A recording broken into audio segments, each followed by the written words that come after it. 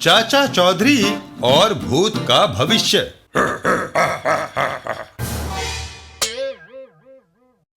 एक दिन रास्ते में, अरे तुम्हारे चचा जान तुमसे मिलना चाहते हैं। चचा जान कहाँ? वह आदमी एक और इशारा करके कहता है, ऊपर बैठे तुम्हारी प्रतीक्षा कर रहे हैं।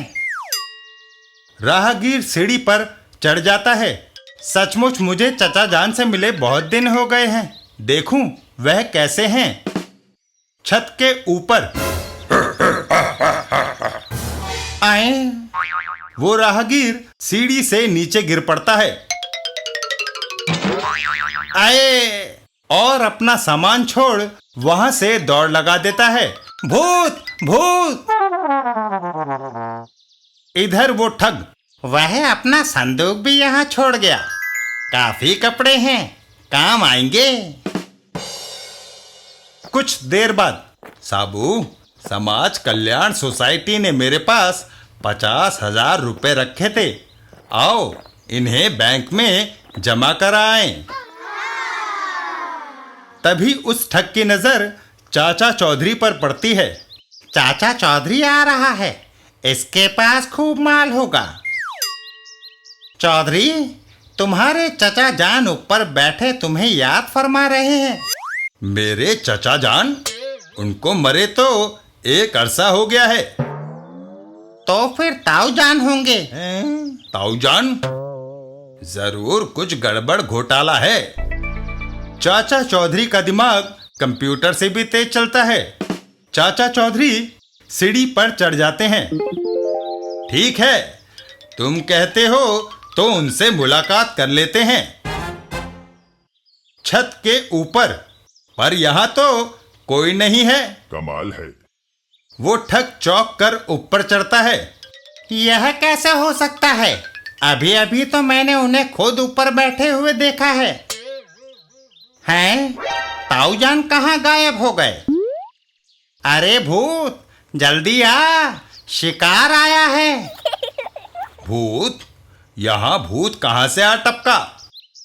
कहीं तुम्हारा मतलब उससे तो नहीं जिसे साबू ने पकड़ रखा है? बचाओ, मुझे छोड़ दो, मैं भूत नहीं जुम्मन हूँ। वह तो हमें पहले ही पता था। हा हा हा हा हा हा।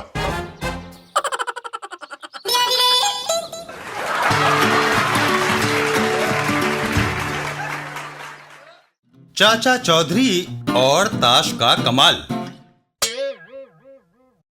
चाचा चौधरी जादुई चिराग लिए बाजार में घूम रहे थे, तभी रोने की आवाज आई।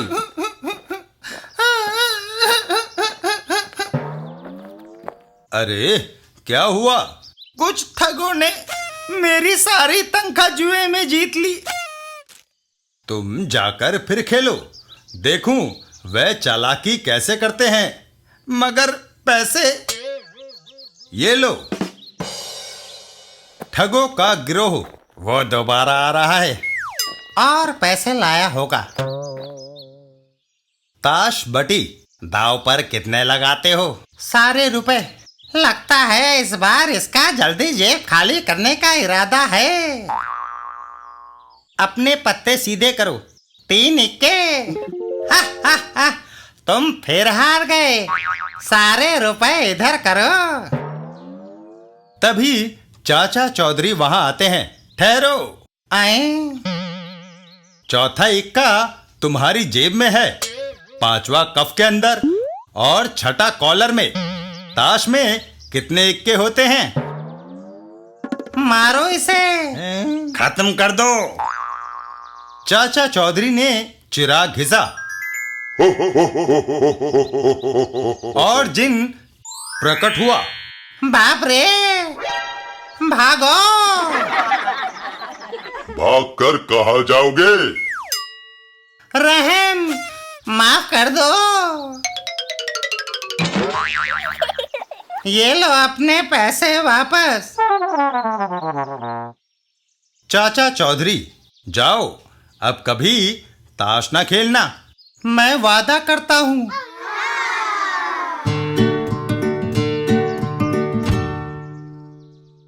चाचा चौधरी और चोरी रावण की।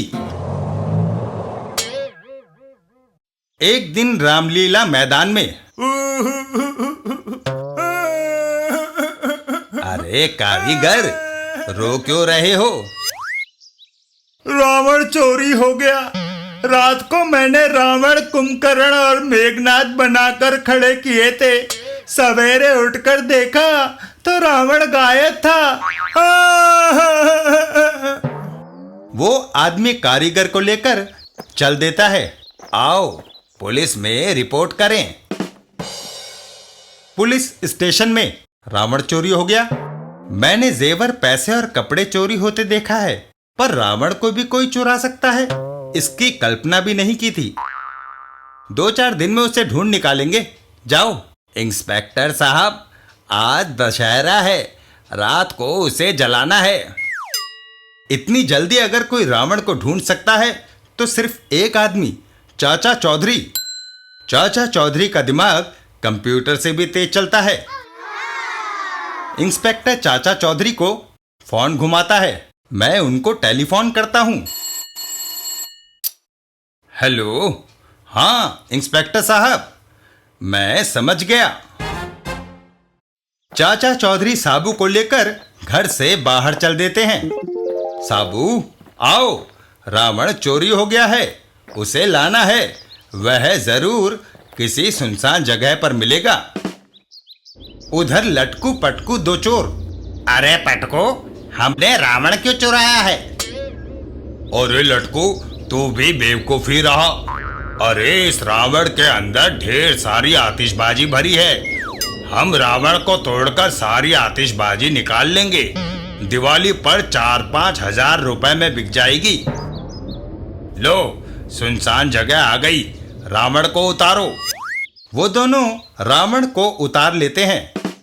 तुम रावण को थामे रहो, मैं इसे कुल्हाड़ी से अभी तोड़ देता हूं। वो चोर अपना काम शुरू कर देता है।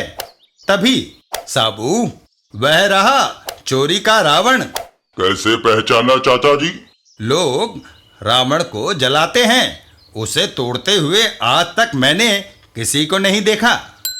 चाचा चौधरी एक सिक्का उन चोरों की ओर उछालते हैं। लो, मैं तुम्हारे लिए सोने की लंका से सोने का सिक्का लाया हूं। दोनों चोर रावण को छोड़कर सिक्के की ओर लपकते हैं। वाह, सोने का सिक्का बड़ा कीमती होगा। और वो रावण डगमगाकर उनके ऊपर गिर पड़ता है। मर गए, बचाओ। पहले वायदा करो, दोबारा रावण नहीं चुराओगे। करते हैं। चलो साबू, इसे रामलीला मैदान में ले चलें। साबू रावण को उठाकर चल देता है।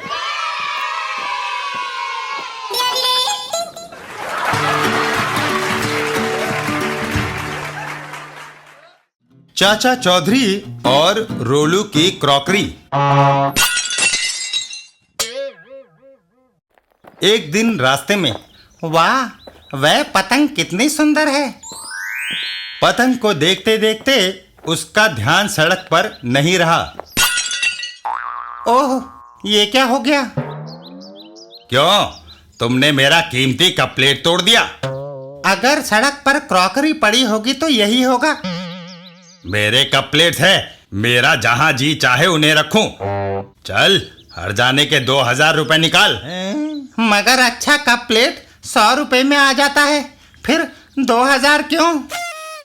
100 रुपए कप प्लेट की कीमत और 1900 रुपए तुम्हारी सजा, ताकि फिर कभी तुम किसी का नुकसान ना करो। कमाल है। ये लो 2000 रुपए, मेरी जान छोड़ो। आदमी अक्लमंद लगते हो। रोलू, क्या पैसे मिल गए? हाँ दोस्त गारो, इसमें तुम्हारा भी हिस्सा है। मगर रोलू, ऐसी योजना तुम्हारे दिमाग में आई कैसे? कुछ अरसे पहले मैं एक घर में नौकरी करता था। एक बार मैं किचन में था कि मालकिन की कर्कश आवाज आई। रोलू, चाय बनी या नहीं? मेम साहब अभी लाया। ओह, जल्दी में केटल हाथ से छूट गई। बेवकूफ, तुमने मेरा कीमती कप प्लेट तोड़ डाला। 200 रुपए तुम्हारी तनख्वाह में से काटे जाएंगे। मगर मैम साहब, कप प्लेट 100 रुपए में आ जाता है। 100 रुपया कप प्लेट की कीमत और 100 रुपया सजा, ताकि भविष्य में तुम नुकसान ना करो। तभी चाचा चौधरी का ट्रक सारी क्रॉकरी को कुचल के रख देता है। हाय, क्या सामने देखकर ट्रक नहीं चलाते? कप प्लेट्स भी कोई सड़क पर सजाने की चीज है। एक मेरा नुकसान किया, दूसरे जबान लड़ाते हो। मेरे 8 कप प्लेटों की कीमत 16,000 रुपए निकालो, वरना गोली मार दूंगा। अबे क्या करता है?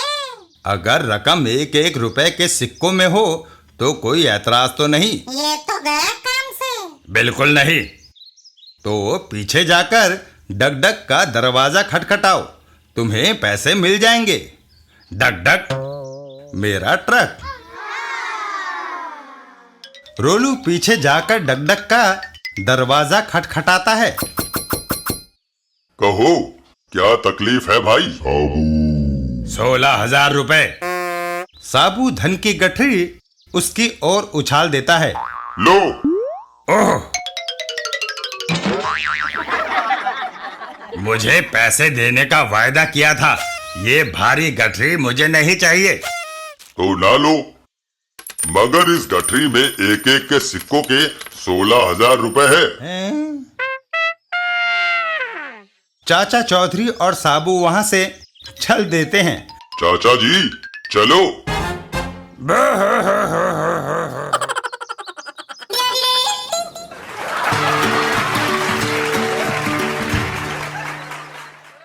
चाचा चौधरी और एशियाई खेल। एक दिन नवे एशियाई खेल में, चाचा जी, एशियाई खेलों में क्या आप अपना कोई खिलाड़ी ला रहे हैं? बिल्कुल। कहाँ है वह? चाचा चौधरी अपने पीछे आते साबू की ओर इशारा करते हैं। यह रहा। साबू एशियाई खेलों में। साबू, सबसे पहले जिम्नास्टिक होगी। ठीक है। साबू जिम्नास्ट शुरू करता है और जिम्नास्ट पोल के 2 टुकड़े हो जाते हैं। ओह, चलो, तुम गोताखोरी प्रतियोगिता में भाग ले लो। साबू पानी में छलांग लगाता है और परिणाम स्वरूप सारे तालाब का पानी खाली कर दिया। चलो, अगली बॉक्सिंग की प्रतियोगिता है। साबू बॉक्सिंग प्रतियोगिता में। भाई क्यों थके जा रहे हो? बॉक्सिंग कैसे होती है यह मैं तुम्हें बताता हूँ। साबू का एक जोरदार मुक्का और विरोधी हवा में उड़ जाता है। साबू, तुम्हारा विरोधी कहाँ जाकर गिरा होगा? जहाँ उसे गिरना चाहिए, अस्पताल में। खेलों के समापन पर साबू यहाँ पहले नंबर पर आकर अपना गोल्ड मेडल स्वीकार करो। अभी आया। साबू पहले नंबर के ऊपर चढ़ता है और वो टूट जाता है।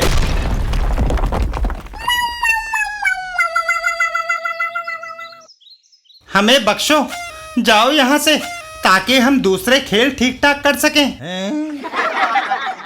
चाचा चौधरी और साबू घर की ओर चल देते हैं। साबू, आओ घर चलें।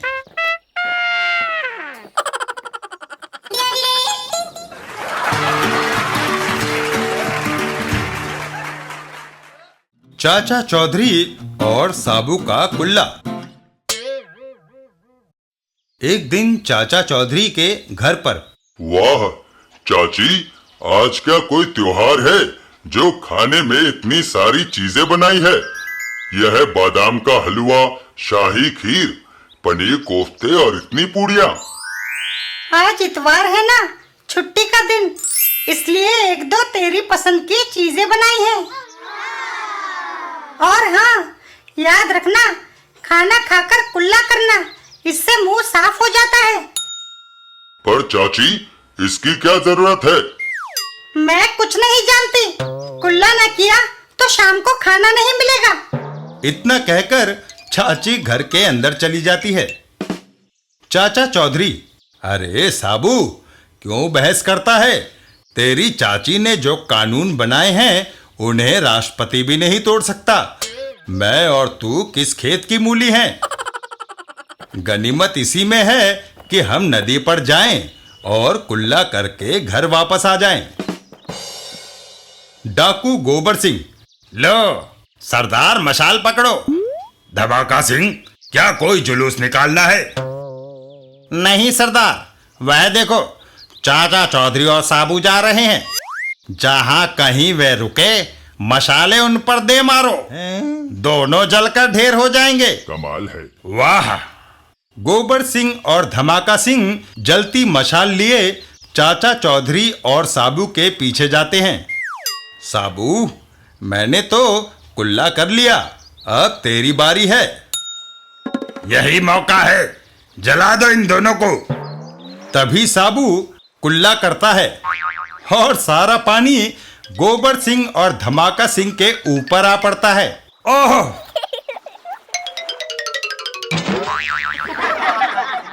चाची ने ठीक कहा था, कुल्ले से मुंह बिल्कुल साफ हो गया है। चाचा जी, आओ घर चलें।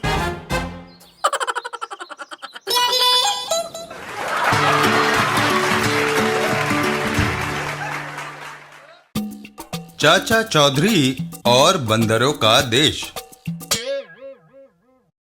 एक दिन चाचा चौधरी और साबू, आधी रात हो गई है मगर तुम अभी तक जाग रहे हो। चाचा जी, आज आसमान ज्यादा काला नजर आ रहा है। वह इसलिए क्योंकि चांद नहीं है। नहीं, जुपिटर ग्रह पर बसे मेरे परिवार के लोग मुझे बुला रहे हैं। ये तुमने कैसे जाना? आसमान पर सितारों को देखिए, उनमें मेरी शक्ल नजर आएगी। यह मेरे लिए संदेश है। मुझे अपने सगे संबंधियों से मिलने के लिए जाना होगा। साबू, लेकिन तुम जुपिटर तक यात्रा कैसे करोगे? अभी तुम सो जाओ, कल सवेरे यात्रा का इंतजाम करेंगे। अच्छा, शुभ रात्रि। दूसरे दिन, साबू, हमें प्रोफेसर जाक के पास चलना होगा। वह हमें अंतरिक्ष में कैसे भेजेगा? प्रोफेसर जाक एक अद्भुत बुद्धि वाला वैज्ञानिक है। उसके पास अंतरिक्ष यान है। वह रही साइंसदान की लेबोरेटरी। वह शहर के शोरगुल से दूर खुले वातावरण में काम करता है। प्रोफेसर जाक, आओ चाचा चौधरी, कैसे आना हुआ? दोस्त, तुमसे एक काम आ पड़ा है। लो, पहले ये पियो।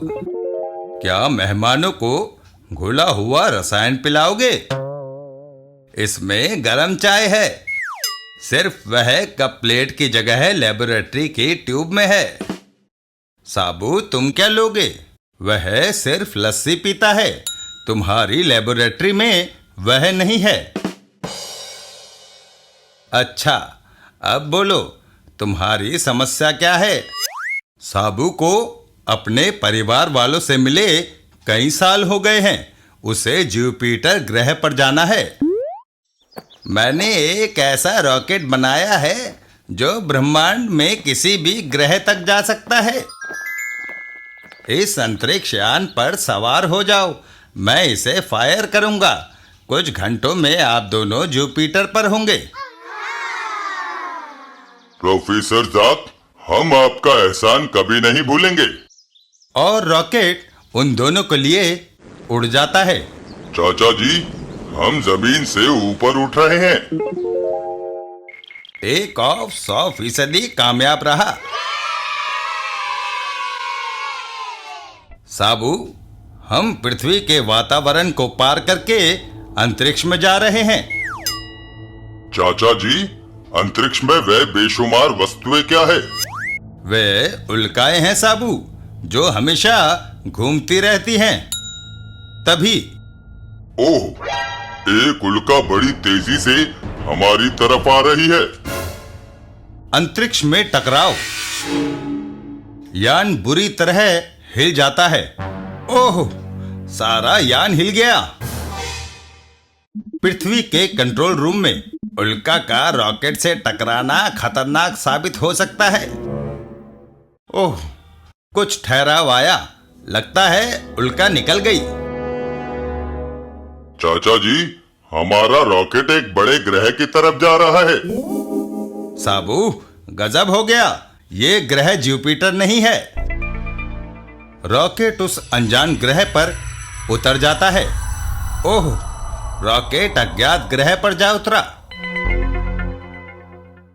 साबू, बाहर आओ, देखें इस ग्रह का वातावरण कैसा है।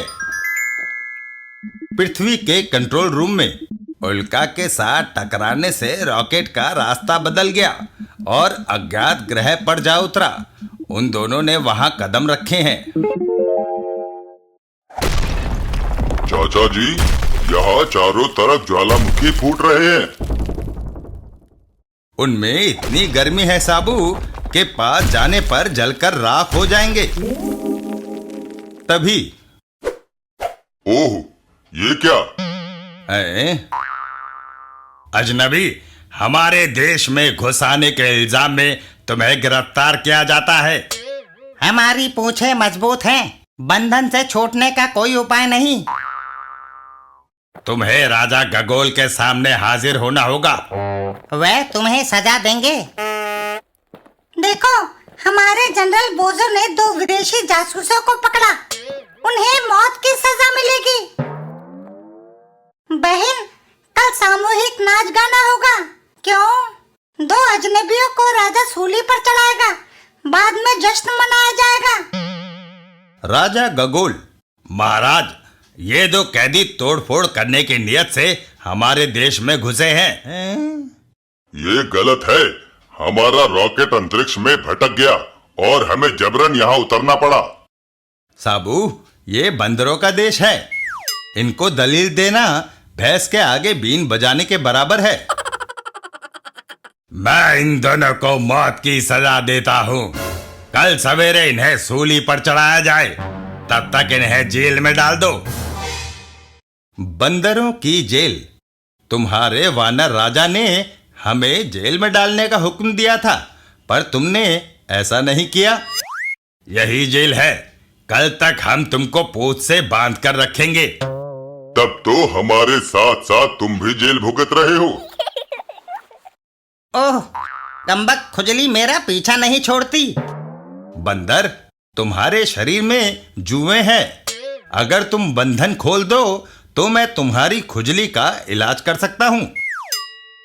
लो, बंधन खोल दिया। आहा, कुल्हाड़ी। चाचा चौधरी कुल्हाड़ी के एक वार से बंदर की पूंछ के 2 टुकड़े कर देते हैं। छोटे चूहे, मैं तुम्हें मसल दूंगा। चाचा चौधरी का एक वार और दूसरे बंदर की पूंछ भी कट जाती है। बंधन खुल गए। अब भी मेरी ताकत 10 हाथियों की शक्ति से ज्यादा है। मरने की तैयारी कर लो। ओह, साबू वार से दूर जा गिरा। हो गया तुम्हें मेरी ताकत का अंदाजा। मैं गला घोट कर तुम्हें मार डालूंगा। उसकी कलाई मेरे हाथ में आ गई। साबू उसको उठा लेता है। साबू ने उसे उठा लिया। उसकी पकड़ रीछ की पकड़ से ज्यादा मजबूत है। साबू ने पूरी ताकत से उस बंदर को जमीन पर दे मारा।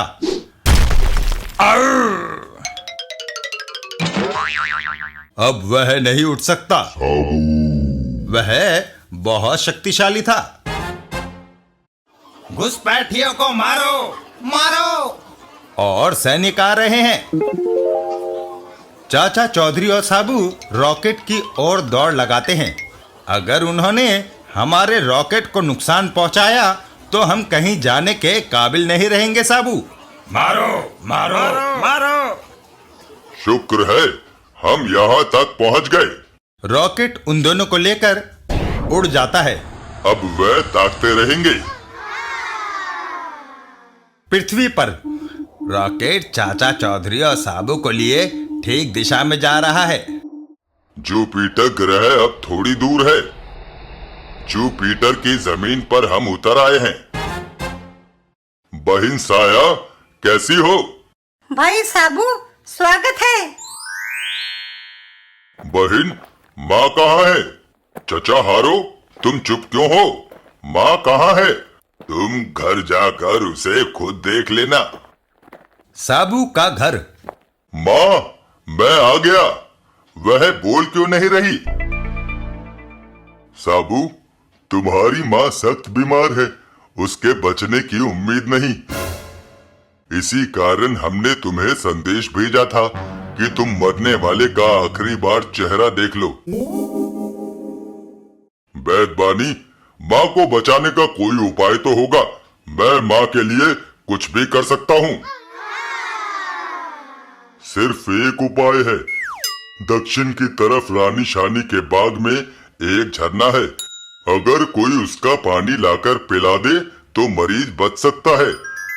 मगर रानी शानी बहुत जिद्दी महिला है, वह किसी को एक बूंद पानी भी नहीं लेने देती। साबू और चाचा चौधरी चल देते हैं। अलविदा साया, हम उस झरने का पानी लेकर जल्दी लौटेंगे। भाई, उस जालिम शानी से होशियार रहना। साबू, हमें चलते हुए 2 दिन हो गए हैं।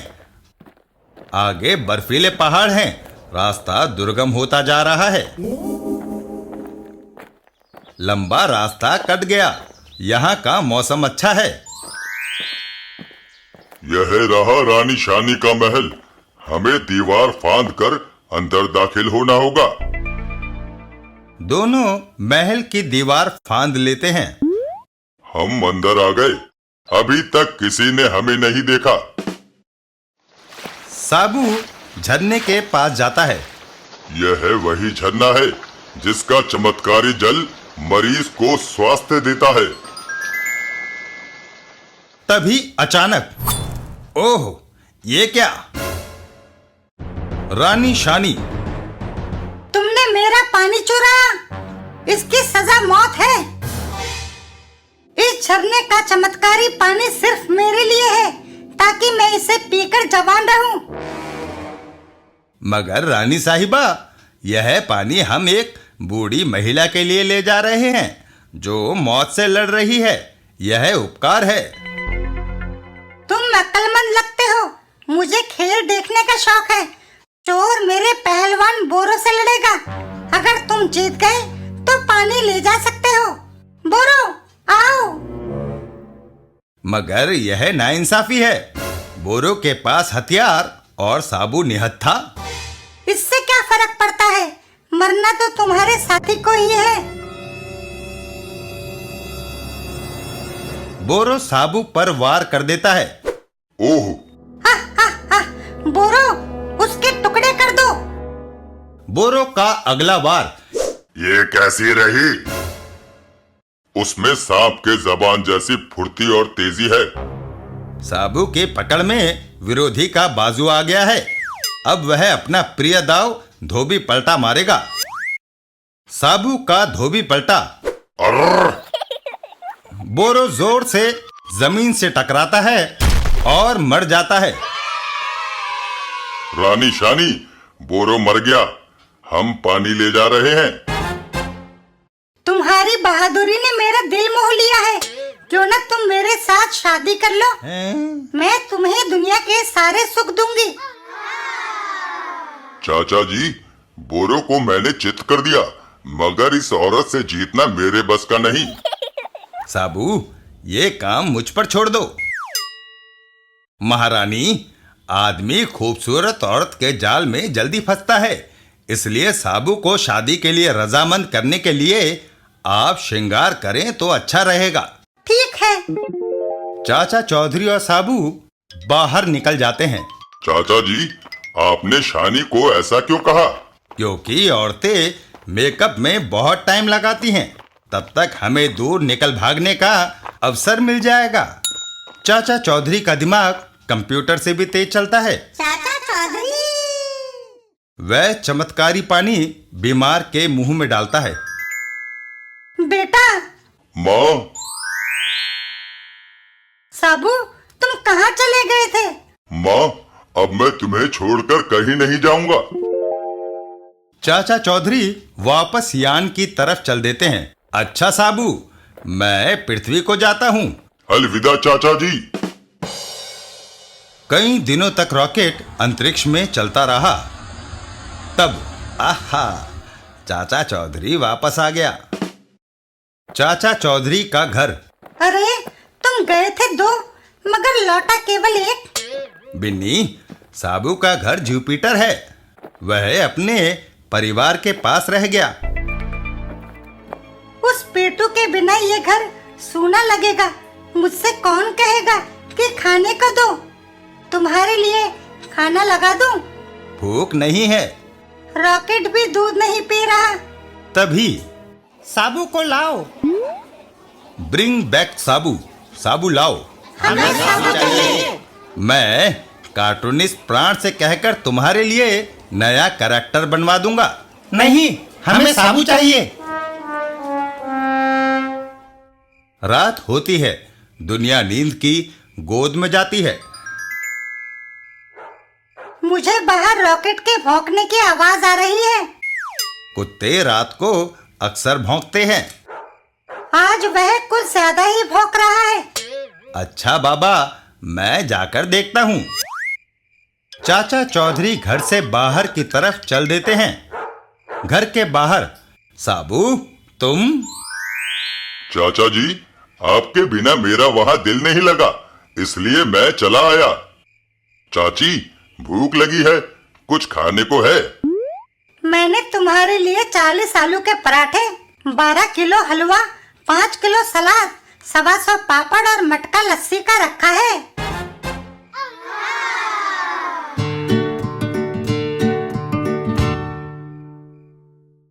चाचा चौधरी और दिवाली का धड़ाका। एक दिन शहर में। क्यों पतीले, आज बड़े खुश नजर आ रहे हो? आज दिवाली है और मैंने चाचा चौधरी को छकाने का एक प्लान सोचा है। क्यों मुसीबत को दावत दे रहे हो? नहीं, मैंने जो सोच लिया वो करके ही रहता हूँ। मैं चाचा चौधरी को मिठाई खाने की दावत दूंगा। जब वह मिठाई खा रहा होगा तो उसकी कुर्सी के नीचे ये एटम बम चला दूंगा। वह आंधे मुंह नीचे आ गिरेगा। कमाल है। लो, वह इधर आ रहा है। तुम दूर खड़े होकर तमाशा देखो। चाचा जी, आज दिवाली है, कृपया मेरे यहाँ मिठाई खाते जाइए। आपके लिए कुर्सी मैंने पहले ही खुली हवा में डाल रखी है, तशरीफ रखिए। चाचा चौधरी कुर्सी पर बैठकर मिठाई खाने लगते हैं। वाह, मिठाई बढ़िया है, देसी घी की लगती है। आप खाते जाइए। पलीता कुर्सी के नीचे रखे बम को देखता है। ओह, माचिस लाना तो मैं भूल ही गया। वह घर के अंदर दौड़ लगाता है। अभी जाकर रसोई से लाता हूँ। घर के अंदर। ओह, कमबख्त माचिस कहाँ खो गई? जरूरत के वक्त कोई चीज नहीं मिलती। वह रही। माचिस लेकर वह घर से बाहर दौड़ा दौड़ा आता है और चाचा चौधरी के कुर्सी के नीचे रखे बम को जलाता है। लेकिन ओह, सारी माचिस खाली हो गई, लेकिन पटाखे में आग ही नहीं लग रही। बो हो। पलीते, क्या हुआ? बम नहीं चल रहा। चाचा चौधरी बम को हाथ में उठाते हैं। जब तुम अंदर माचिस लेने गए थे तो पीछे से मैंने उस बाल्टी में रखे पानी में इस पटाखे को भिगाकर ज्यों का त्यों कुर्सी के नीचे रख दिया था। चाचा चौधरी का दिमाग कंप्यूटर से भी तेज चलता है। पलीता और साबू। पलीते, देखो, एटम बम कैसे चलता है? अब आया मेरा एटम बम। साबू बम जलाकर फलीते की ओर उछाल देता है और परिणाम स्वरूप हाय, दिवाली मुबारक।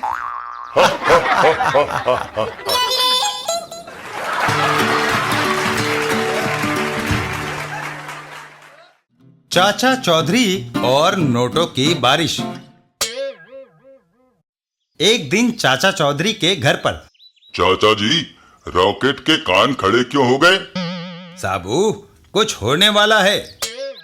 तभी घर के अंदर से छींकने की आवाज आती है। बिन्नी जब चाय पीने लगी तो उसे छींक आ गई।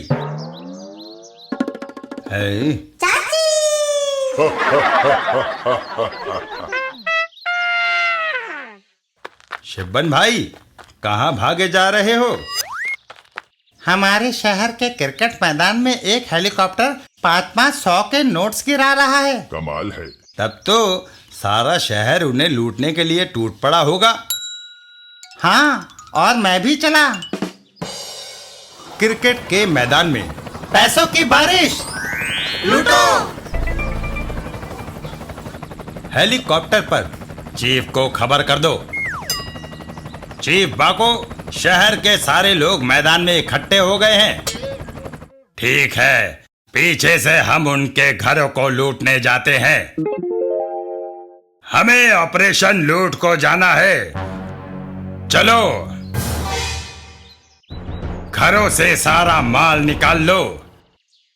डाकू घरों के बंद दरवाजों की ओर बढ़ जाते हैं। इधर मैदान में हम अमीर हो जाएंगे। हाँ हाँ, अमीर हो जाएंगे। बाको की गन का फायर।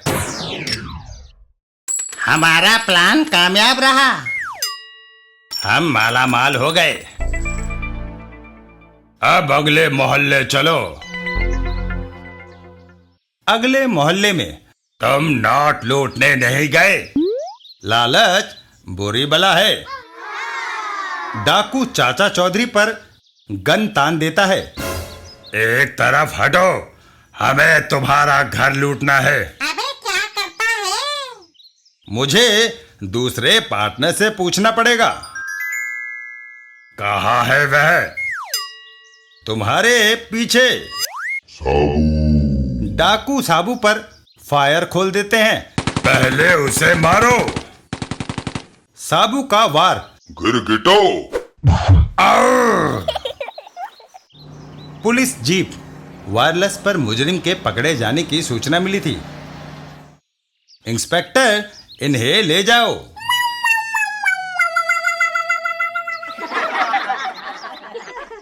क्या हम भी चले? अभी आधा काम हुआ है साबू। हमें मैदान पर जाना है। मैदान में चाचा जी, देखिए मुझे कितना फायदा हुआ। जब तुम्हें पसीना आएगा तो टिश्यू पेपर की जगह यह काम आएंगे। क्या मतलब? ये सब नकली हैं। इनकी कीमत एक मामूली कागज से ज्यादा नहीं। लोग सारे नोटों को फेंकना शुरू कर देते हैं। हमें ये कूड़ा नहीं चाहिए।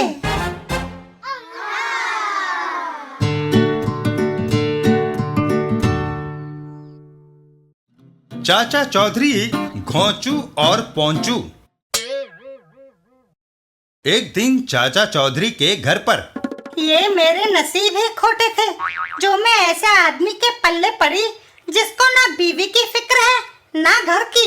है जिंदगी रोटियां सेकते और घर को झाड़ते पोंछते निकल गई। ना कोई एंटरटेनमेंट है, ना कहीं आना जाना। घर में रेडियो या टीवी तक नहीं।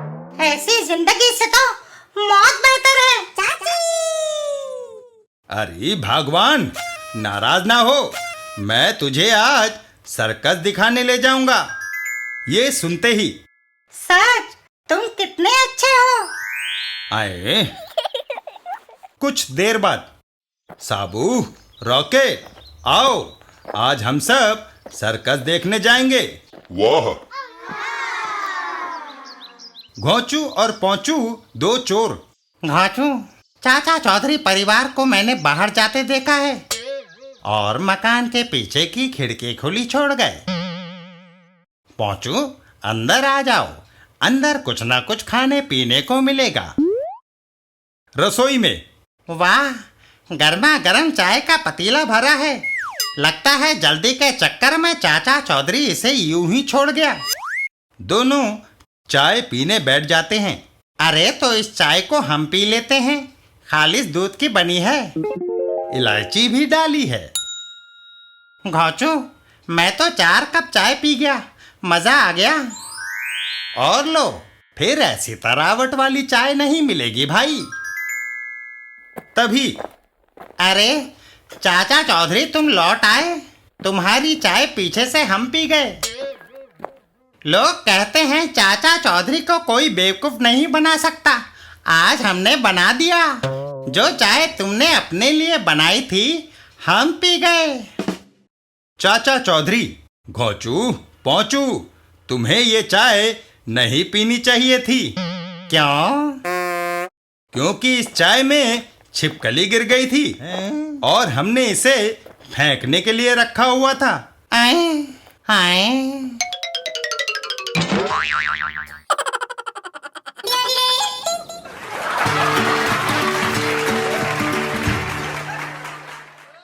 चाचा चौधरी और अनोखी दौड़। एक दिन शहर में। अरे भाई जंपी, मैंने चाचा चौधरी की पगड़ी हथियाने की एक तरकीब सोची है। वो कैसे बम्पी? मैं चाचा चौधरी को दौड़ के लिए चैलेंज करता हूँ और उसे हराकर उसकी पगड़ी जीत लेते हैं। वाह बम्पी। जंपी, तुम यहीं रहो और मेरा इंतजार करो। चाचा चौधरी। चौधरी, तुम अपने आप को बड़ा 30 मार्का समझते हो। मैं तुम्हें दौड़ के लिए चैलेंज करता हूँ। है? दौड़ कुतुब मीनार तक होगी। पहले तुम पहुंचे तो मैं तुम्हें अपनी टोपी दे दूंगा, वरना तुम्हारी पगड़ी मैं ले लूंगा। और फिर दौड़ शुरू होती है। 1, 2 और 3। बम्पी दौड़कर आगे निकल जाता है। चाचा जी, बम्पी आगे निकल गया। तुमने कछुए और खरगोश की दौड़ की कहानी नहीं सुनी? जो शुरू में सारा दम लगा देता है, आगे चलकर वो हताश हो जाता है। बम्पी रास्ते में। ओह जंपी, मैं तो आधे रास्ते में ही थक गया। जल्दी से कार में बैठ जाओ, मैं तुम्हें कुतुब मीनार पहुंचा देता हूँ। यहाँ कोई नहीं देख रहा। और वो दोनों कार में रवाना हो जाते हैं। वाह, कुतुब मीनार पहुंचकर वह रहा कुतुब। चौधरी तो अब कहीं दिखाई भी नहीं दे रहा। तभी हैं, वह तो पहले से ही यहाँ मौजूद है। थोड़ी देर बाद, भाई छज्जू, यहाँ बम्पी तो नहीं आया था? आया था, मुझे यह टोपी देकर चला गया। जुड़वा भाई होने से कभी कभी फायदा भी हो जाता है।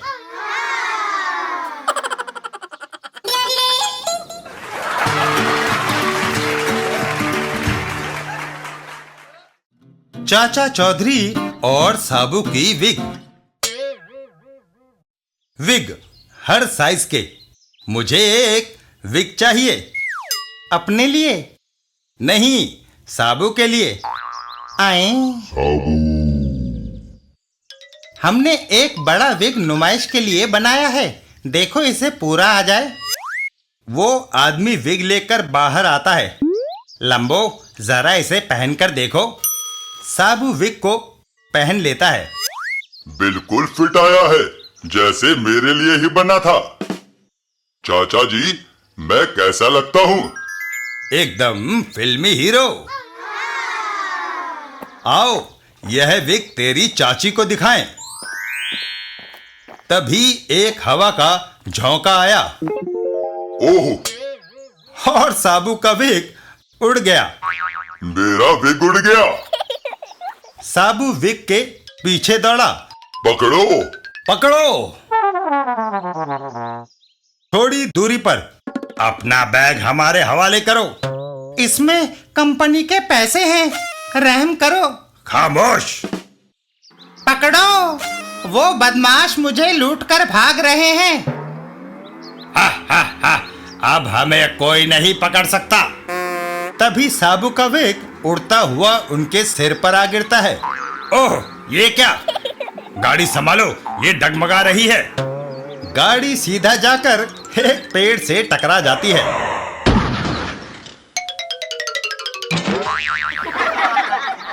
साबू, वह रहा मेरा विग।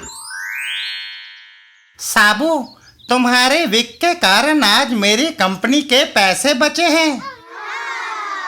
हाय, ओह।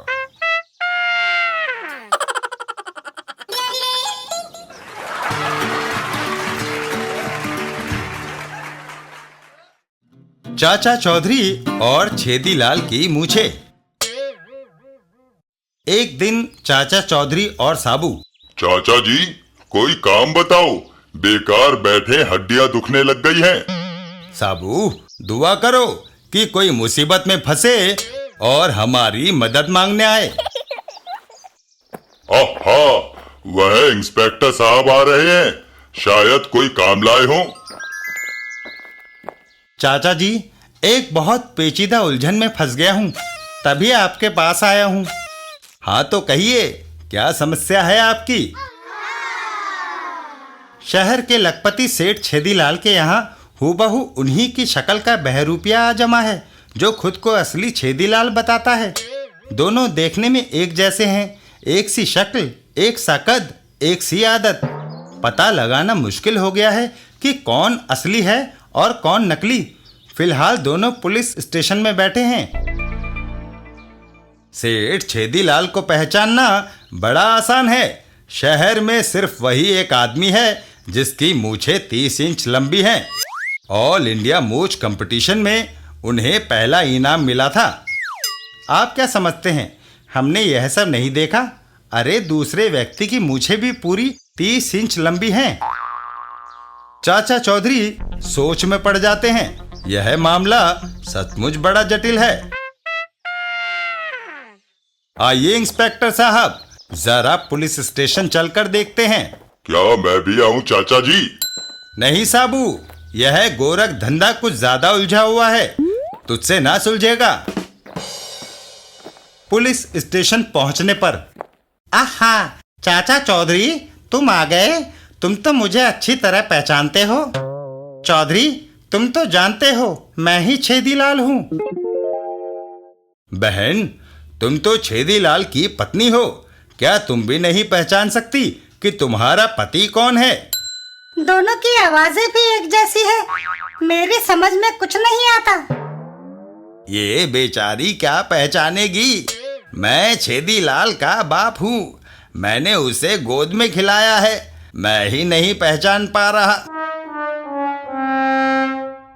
तुम दोनों अपने रिश्तेदारों के नाम बोलो, कहीं तो कुछ फर्क होगा। मेरे दादा का नाम कंछेदीलाल, मामा का नाम बनवारी लाल, ताऊ का नाम लोटनदास, चाचा का नाम खरेतीलाल। ये दोनों तो एक जैसे ही नाम बोल रहे हैं, फिर भी इनमें से एक नकली है जो असली सेठ की संपत्ति हड़पना चाहता है। तभी चाचा चौधरी अपनी जेब से कुछ निकालते हैं। अरे, मुझे याद आया, सेठ कंछेदीलाल को नस्वार बहुत पसंद थी। अरे, तुम नस्वार ले आए? थोड़ी सी मुझे दो, थोड़ी सी मुझे दो। चाचा चौधरी दोनों को थोड़ी थोड़ी नस्वार देते हैं और नस्वार सूंघते ही अच्छी कमबख्त बड़ी तेज है। और दूसरा अच्छी, अरे मेरी मूछें। इंस्पेक्टर साहब, ये रहा आपका चोर, इसकी मूछें नकली थी। चाचा चौधरी, हाँ भाई, तुम पकड़े तो गए ही हो, अब यह बताओ कि सेठ जी के रिश्तेदारों के नाम तुम्हें कैसे पता चले? कई वर्ष पहले मैं सेठ जी का नौकर था। एक दिन मैंने ध्यान से अपनी सूरत देखी तो पाया कि मूंछों को छोड़कर सेठ जी से मेरी शक्ल हूबहू मिलती है। सेठ जी के परिवार वालों के नाम पते जान लिए और मूछें लगाकर सेठ बन बैठा।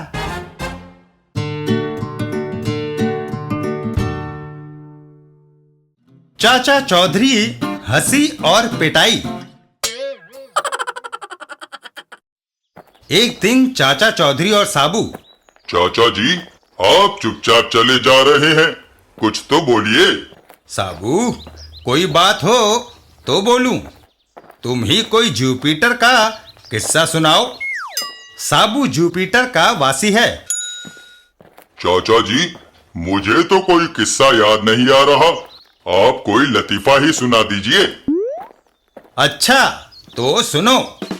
एक आदमी का बेटा बीमार पड़ा तो उस आदमी ने डॉक्टर को फोन किया। डॉक्टर ने कहा कि भाई तुम्हारा मोहल्ला दूर है और आधी रात है, तुम मुझे अपने घर की कोई निशानी बता दो ताकि रात को किसी को जगाकर तुम्हारे घर का पता न पूछना पड़े। आदमी ने जवाब दिया कि अपने घर के आगे मैं लालटेन जलाकर रखूंगा। डॉक्टर उस मोहल्ले में आया और कई चक्कर लगाने पर भी उसे कोई घर ऐसा न मिला जिसके आगे लालटेन जली रखी हो। डॉक्टर निराश होकर अपनी डिस्पेंसरी लौट आया। उसने उस आदमी को फोन किया और बताया कि उसे मोहल्ले में कोई ऐसा मकान नहीं दिखा जिसके दरवाजे पर लालटेन रखी हो। उस आदमी ने जवाब दिया कि उसने लालटेन जलाकर दरवाजे के बाहर रखी थी, पर थोड़ी देर बाद ही उसका बेटा अपने आप ठीक हो गया और उसने वह लालटेन उठाकर अंदर कर ली। लतीफा सुनकर साबू जोर से हंस पड़ता है। इधर एक आदमी। हंसना मना है। क्या यह बोर्ड नहीं दिखाई देता? अरे भाई, हंसना तो तंदुरुस्ती के लिए सबसे अच्छा विटामिन है। नहीं, मुझे हंसना पसंद नहीं। कमाल है। तुम्हें सजा मिलेगी। लड़ने के लिए कमर कस लो। भाई, मुझे हिंसा में विश्वास नहीं। जब तक कि बहुत जरूरी नहीं हो जाता मैं लड़ता नहीं। गांधी जी भी अहिंसा के प्रचारक थे। तुम मुझे इन फालतू के उपदेशों से विचलित नहीं कर सकते। तुम्हारी पिटाई होगी। अरे भाई, अगर तुमने पीटने की ठान ही ली है तो उसे पीटो जो हंसा था। कौन है वह? चाचा चौधरी साबू की ओर इशारा करते हैं। वह रहा है। साबू पर निगाह पड़ते ही वो आदमी वहां से दौड़ लगा देता है। बाप रे, भागो!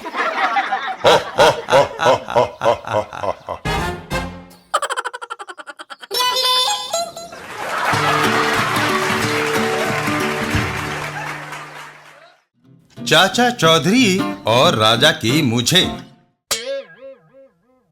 एक दिन चाचा चौधरी साबू और डगडग। चाचा जी, आगे कौन सा प्रदेश आएगा? कदन राज्य साबू। रुको, हमारे राज्य में प्रवेश करने से पहले बताओ, क्या तुम्हारी मूछें हैं? क्यों नहीं, देखो हम दोनों की है। दरवाजा खुल जाता है। तो अंदर जा सकते हो। दोस्त, एक बात बताओ, दूसरे देशों में दाखिल होने से पहले सरकार पासपोर्ट देखती है। क्या तुम्हारे कदन राज्य में मूछें ही प्रमाण पत्र हैं? हाँ, आगे बढ़ो। कदन राज्य का राजा बलचान। कैदी का जुर्म? महाराज, इसने अपनी मूछें सफाचट करवा दी। हमारे राज्य के कानून के मुताबिक यह अपराध है। बिना मूछों के कोई पुरुष मर्द नहीं। महाराज, मुझे नाटक में गौतम बुद्ध का रोल करना था, इसलिए अपनी शक्ल वैसी करने के लिए मैं मजबूर हो गया था। कैदी का सिर कलम कर दो। महाराज, क्षमा। हत्या का अपराध ही माफ किया जा सकता है, पर बिना मूछों वाले को नहीं। कदन राज्य में सिर्फ मूंछों वाले जवां मर्दों को रहने का हक है। चलो। मैं मरना नहीं चाहता।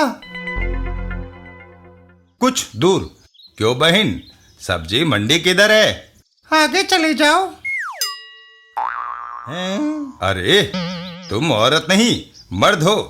तुम्हारी आवाज से मुझे शक हुआ था। मूंछों पर तेल लगाते समय मैंने गलती से बाल सफा लोशन मल लिया। कानून मुझे पकड़ ना सके इसलिए मैं बुर्का ओढ़ कर रहता हूँ। तुम्हें मेरे साथ महाराज के पास चलना होगा। ओह, मेरे दिन पूरे हो गए। अजनबी, तुम्हारी वजह से मुझे अपनी जान से हाथ धोना पड़ रहा है। राजा के दरबार में अपराधी का जुर्म। महाराज, यह बिना मूंछों वाला है। क्या मुजरिम को अपनी सफाई में कुछ कहना है? महाराज, अगर इजाजत हो तो मैं अपराधी की तरफ से कुछ कहूं। इजाजत है। कोई मूछे रखे या ना रखे यह व्यक्तिगत है। राज्य को इसमें दखल नहीं देना चाहिए। जिसने मूछे नहीं रखनी वह हमारे राज्य से निकल जाए, यही कानून है। समझे छोटे आदमी? लेकिन महाराज, आपकी मूछें जुओं का घर है। झूठ, यह सच है। मैं जू पकड़ कर दिखा सकता हूं। अगर झूठ निकला तो तुम्हें भूखे शेरों के आगे डाल दिया जाएगा। चाचा चौधरी ने राजा की मूछें झपट ली। ये गई जिन पर तुम्हें नाज था। कमबख्त, ये क्या किया? देखो, जिसकी अपनी मूछें नहीं है उसे दूसरों को सजा देने का क्या हक है? राजा की नकली मूछें? लेकिन तुमने कैसे पहचाना कि मेरी मूछें नकली है? तुम्हारी भौहें सफेद थी, इसलिए मैंने सोचा मूछें काली कैसे हो सकती हैं। चाचा चौधरी का दिमाग कंप्यूटर से भी तेज चलता है। राजा बलचान, अब बताओ तुमने यह ढोंग क्यों किया? ये कई साल पुरानी बात है, जब मैं 25 साल का हो गया था, मगर मेरे चेहरे पर दाढ़ी मूछ नहीं उगी। कस्बे के सारे लोग मेरी खिल्ली उड़ाते थे। देखो, बलचान बालिग हो गया मगर उसके चेहरे पर दाढ़ी मूछ नहीं आई। वह मर्द नहीं, औरत है। ऐसी बेइज्जती सहने से अच्छा है कि मैं आत्महत्या कर लूं। अरे नौजवान, जिंदगी बड़ी अनमोल चीज है, उसे मत गवाओ। मैं पाटेखा नौटंकी में काम करता हूं। अगर दाढ़ी मूछ नहीं होगी तो निराश मत हो, ये नकली मूछें लगा लो। धन्यवाद पाटेखा। नकली मूछें लगाकर मैं चल दिया। अगर मैं अपने कस्बे में गया तो लोग पहचान लेंगे। मुझे दूर किसी दूसरे राज्य में जाकर बाकी जीवन बिताना चाहिए। मैं चलता चलता कदन राज्य पहुंचा। नौजवान, मेरे साथ चलो, महाराजा वीरजान तुम्हें पुरस्कार देंगे। अब मैं चैन से मर सकूंगा। नौजवान की मूछें मेरी मूछों से ज्यादा लंबी हैं। मैं इसे अपना उत्तराधिकारी नियुक्त करता हूं। और तब से इस राज्य में मूछ कानून चला आ रहा है, मगर आज से मैं इस कानून को खत्म करता हूं। अपराधी को आजाद किया जाता है।